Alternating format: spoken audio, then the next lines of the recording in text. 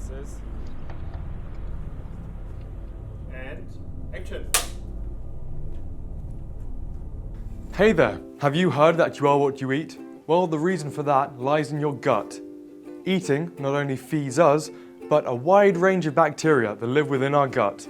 These bacteria make up your gut microbiota. The different types or species of bacteria in your gut can change with what you eat. And if you eat a balanced, healthy diet like me, you should have a diverse and healthy colonic collection of microbes. But the bacteria we feed can change how we feel. By eating an unbalanced diet, high in processed food, fat and sugar, we create an imbalance in the gut bacteria. This leads to an increase of substances produced by the bacteria. These move up the spinal cord, and when they reach the brain, they can change our mood to make us feel down and can possibly lead to mental illness. It doesn't stop there though.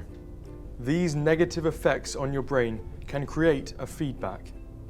Substances produced by a stressed brain can then negatively affect your gut microbiota. Scientists are working hard to understand exactly how your gut microbiota affects your body. But in the meantime, eat a balanced and healthy diet like me. Cut.